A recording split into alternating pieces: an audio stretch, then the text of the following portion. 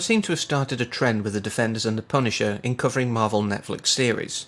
Not a bad thing, I'm going to watch them anyway, so why not? So this week we're covering Jessica Jones Season 2, which dropped on the 8th of March and stars Kristen Ritter, Rachel Taylor and Carrie-Anne Moss. I didn't cover Season 1 because, like I say, I wasn't doing it back then, but briefly, I enjoyed it for what it was. I thought the casting was great. Like a lot of the Marvel series, it could have perhaps been maybe a couple of episodes shorter. It could have gotten away with it.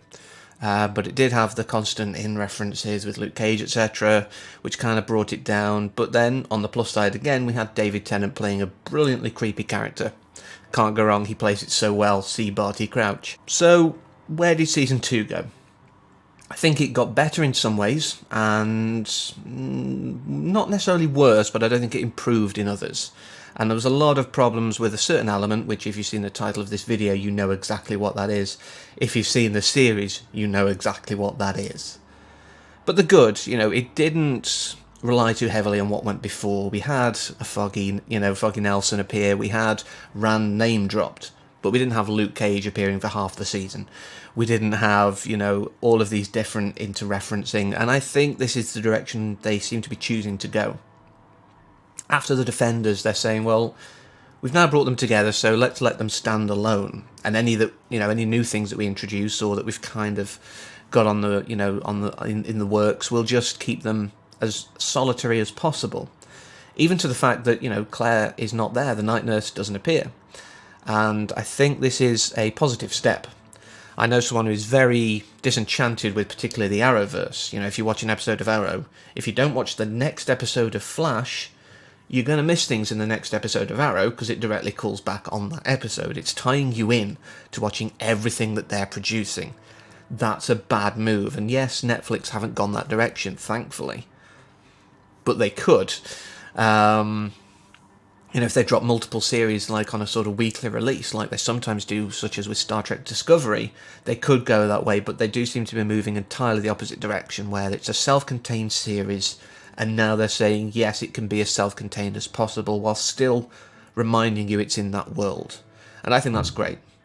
All the actors have come back in their roles and done really well. I particularly enjoyed Carrie-Anne Moss's arc this season, and I do want to come back to that a bit later on because that's quite heavy, and I'd like to tackle that on its own. But Rachel Taylor, finally, we're getting Trish kind of potentially coming towards Hellcat. We may see her in her own series. It may just be like a backdoor pilot like they did with Punisher before her own series, maybe in the third season of Jessica Jones or something. But I like the fact that she's now got this agility, which is something that Hellcat's obviously known for, in catching a phone at the end of the series.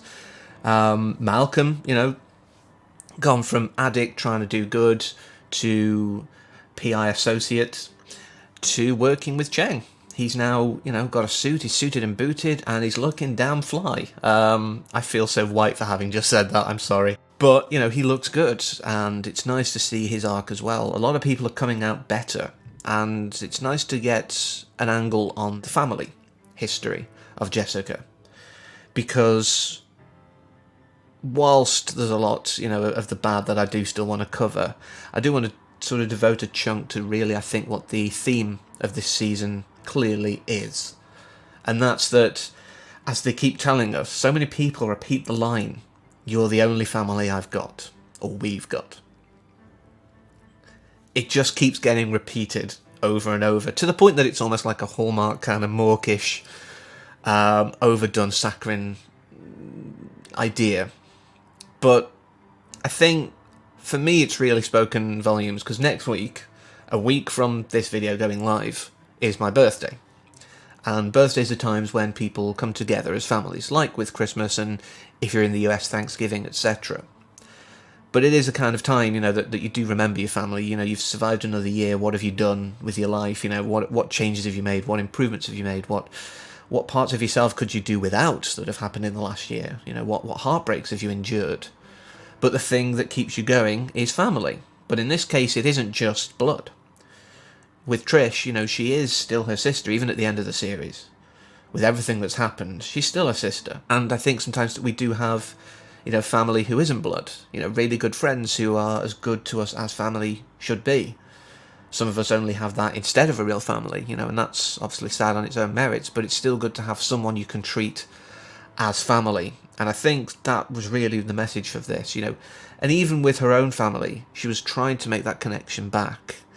The only one who actually survived apart from her, and she's, worse than she is.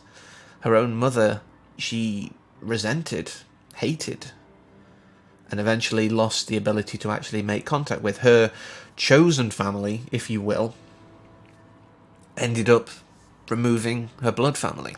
And I think that's something that, will be tackled down the line, because it's a very big thing to suddenly have the person you thought was your sister, you thought of her, you've grown up with her, kill your own actual blood mother. But, that is what the message of this series was clearly about, family, what constitutes it, and, keep whatever version of it you've got, because you never know when they'll be gone. Sometimes you might, reconnect with them just to have them disappear again as well. So I think that was a very, like I say, heavy-handed perhaps and saccharine, but I think it's a worthwhile message. But the bad of this episode was the red herring-ception. I had to use that in the title because it was red herrings within red herrings within red herrings, and it just got so boring. Yes, it toned down in the last sort of 5 or 6 episodes, thankfully. It was about half a season of red herrings, and then it's like, alright, okay, we've messed you around enough. But, thinking Griffin was doing something naughty, and then thinking maybe the stuff that was stolen from Jess's office was Griffin. They lit it so that it could have been him. I'm in no doubt about that. But I don't think that was a great way to go. I think it was annoying. I know a lot of people have had the same reaction. It's like, why did you keep on having to give us second guessing all the time? It was fun maybe once or twice, but when it's so constant, it's boring. And I wished it would stop, and thankfully it did finally. Never do it again. This is your lesson, Netflix, Marvel. But on to the heaviest part, I think, of Jerry Hogarth and this season, because she gets a diagnosis of ALS, which obviously, is in fact impacting her work, or could do, and this is why, she's trying to be forced out. But she wants to, take back control. She wants to be in control of this, even to the point where she's even contemplating assisted suicide.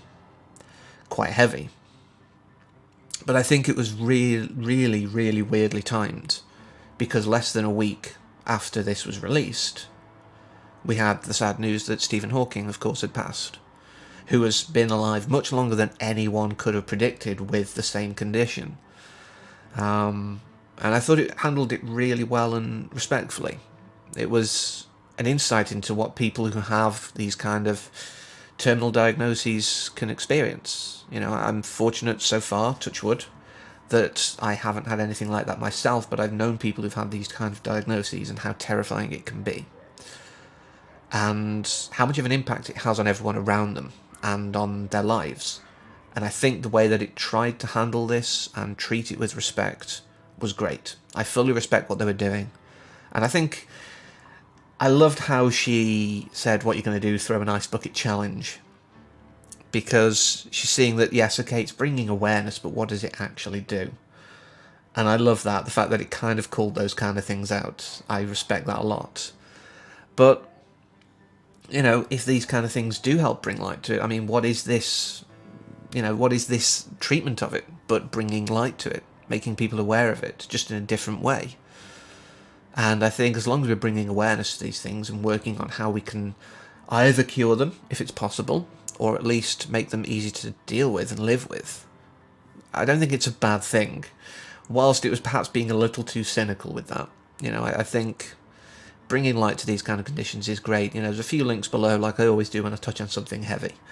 If you want to look into more and see if there's any way you can contribute, I think it's the least you can do.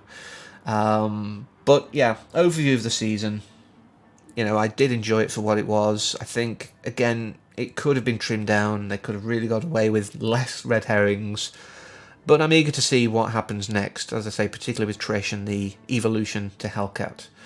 So next week, I'm going to do something I haven't done for a while. But until then, as always, take care.